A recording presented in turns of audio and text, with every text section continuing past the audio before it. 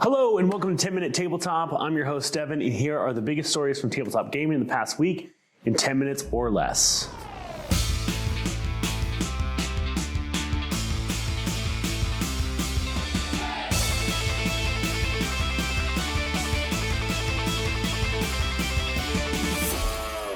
First up, everyone is talking about the Hasbro layoffs. Layoffs are not new to any kind of public company, especially at the end of the year. A lot of public companies will do layoffs in December or January. What is interesting about this is the layoffs are more than 10%. Most companies around this time will do around a 10% layoffs. That is like the culling, a terrible word, but it's what's used. And these are mostly public companies to make sure that their stock price looks good because they are cutting costs and that all that revenue left over is revenue. But 20% of the staff, that's a much bigger deal. That usually shows serious problems. Hasbro missed the mark by their toy sales, except the cuts are coming from across their entire organization. This filters down to managers being told, hey, you need to lose 10% of your staff. Now, while 20% is a lot, it does not mean that Hasbro is going bankrupt, like some folks have been saying. And it is purely something they are doing for their shareholders. Hasbro has been under like $50 for the past 6 months as far as their share price, which is nowhere near their share price during the pandemic.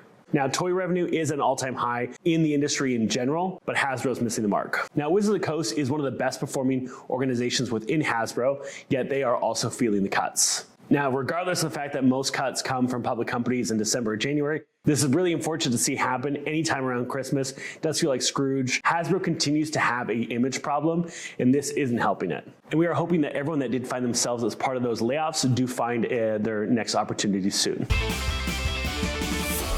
We'll come back to WotC. There's a lot more news to cover, but let's talk about MCDM, Matt Colville Dungeon Master. MCDM has done countless crowdfund campaigns, but around less than a year ago, they announced they are creating their own tabletop role-playing game. Now, MCDM is most known for creating 5e content, and they announced this right after the OGL debacle. MCDM's tabletop RPG did more than $2 million in its first 24 hours. It's now already standing over $3 million in crowdfunding, with 21 days left to go. Now, many people have talked about MCDM's game is going to be a D&D killer. That is a common term we've heard thrown around this past year, alongside things like Tales of Valiant and Daggerheart. MCDM's tabletop role-playing game is backed by over 17,000 people, which is 7,000 more than Tales of Valiant by Kobold Press.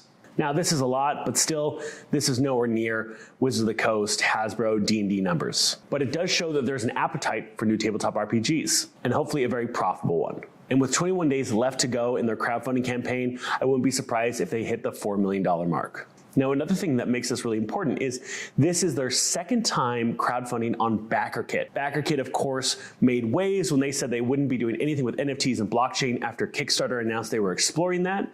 A lot of people decided they weren't going to continue working with Kickstarter, like the folks from Gloomhaven.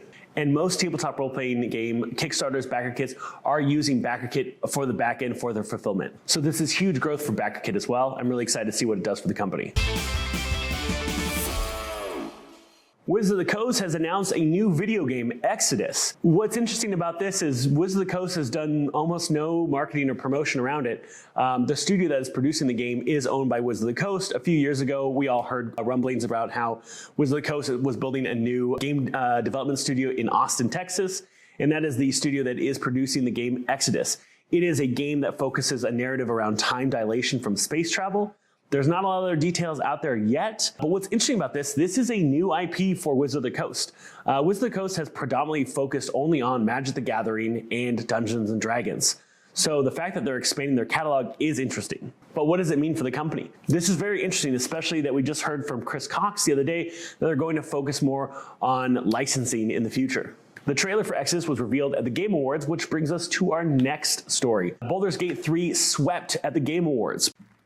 And the game of the year is Baldur's Gate 3.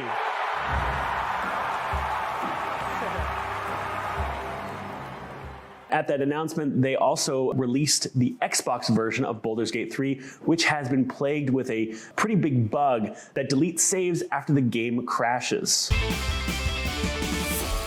Continuing on video games, Starbreeze, another game studio, has announced that they are developing a 4-person co-op Dungeons & Dragons game. You might know Starbreeze from Payday 2 and 3. There's very few other details about what's going to be in this game. The game says it's going to be action narrative, but we really don't know what that is. But it will take place in Waterdeep.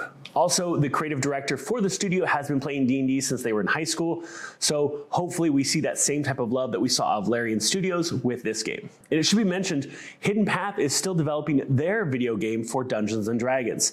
Hidden Path announced over 2 years ago that they were developing a AAA open-world RPG game for Dungeons & Dragons. Now, about a year ago, Wizards of the Coast also announced a bunch of projects that they were closing, and they included in that press release the Hidden Path entertainment video game. But Hidden Path has said that's not the case, but still we've heard very little coming from Wizards of the Coast about this. And speaking about hearing very little from Wizards of the Coast, there's been a lot of criticism on how Wizards of the Coast and Hasbro has handled their streaming service. About 6 months ago, it was announced that Wizards of the Coast, Hasbro will start a Dungeons & Dragons streaming service where they'll have original content and reruns of the D&D cartoon. Now, I've caught some of this content. It is really good. It's very well produced, but it is very hard to find, and you have to watch live. Eventually, it will be video on demand, but Hasbro and Wizards of the Coast has done almost no marketing around it, which has drawn criticism from creators like D&D Shorts. The criticism around it's hard to find, it's not accessible, and nobody knows about it. But I did go and I watched Encounter Party, and it was phenomenal. So fingers crossed that we see some of these shows come out on VOD.